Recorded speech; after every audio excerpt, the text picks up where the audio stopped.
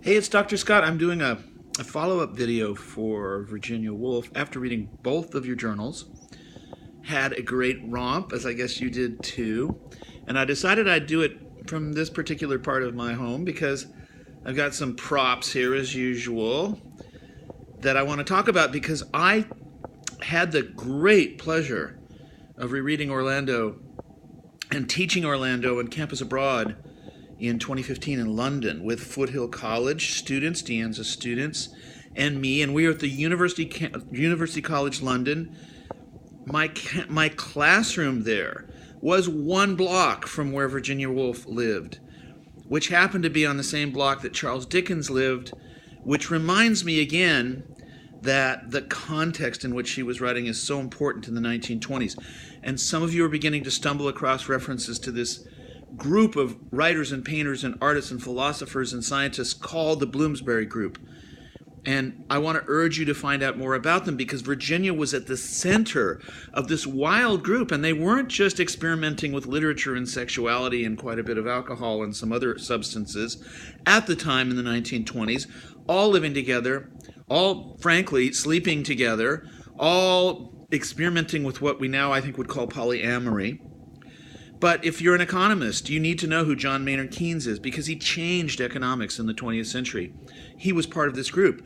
If you're a philosopher or a mathematician, you need to know who Bertrand Russell is because he's called the Picasso of modern mathematics and modern philosophy and still so influential today, deeply embedded in this group. And the list goes on. So these people were changing the world.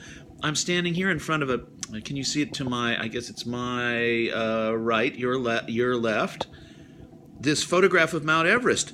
The great Everest climbers of the 1920s, the guy who said he wanted to climb Mount Everest because it was there, and he meant there in this very psychic, kind of spiritualist sense, was among this group of painters and artists and philosophers, and in this case athletes, who were experimenting with everything in life. So that's the environment that Virginia Woolf came out of, and her lover Vita Sackville-West came out of. And so much of the marvelously experimental literature, philosophy, and social science of these times. They were also experimenting, as you can see by that reincarnation, right under that symbol of reincarnation in Hindu culture, right under the Mount Everest photo. They were exploring the world of Hindu and Buddhist spirituality. There was a homemade religion. Well, homemade. There was a cooked-up religion which was incredibly powerful at the time. It influenced the author of Mary Poppins, of all things. It influenced the author of Wind in the Willows when I teach children's lit. They were part of these groups distantly also. So ideas of reincarnation were there. Orientalist ideas, as you see on this other photo or this other painting that I have in my home over here. Orientalist ideas, the trip to Constantinople, the experimentation with the gypsies, all of this was actually part of this wild experimental world of the 1920s in England, in London, in what is now still known as Bloomsbury, the Bloomsbury area, and they were known as the Bloomsbury Group, and Virginia was right at the heart of this. So, just to conclude, when you study Virginia Woolf in other contexts, not necessarily LGBTQ contexts, one of the many things that she's known for is the wild experimentation with the form of the novel, and even the form of what we now call fiction or prose. She was one of the co-inventors of what we would now call stream of consciousness.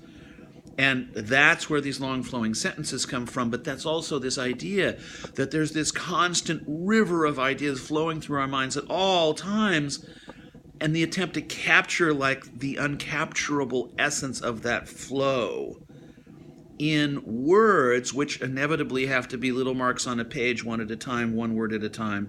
But that stream of consciousness which revolutionized 20th century fiction just as completely as Keynes revolutionized economics, as Bertrand Russell revolutionized philosophy and mathematics, and so on. That stream of consciousness was Virginia Woolf's great artistic triumph and contribution to 20th century literature.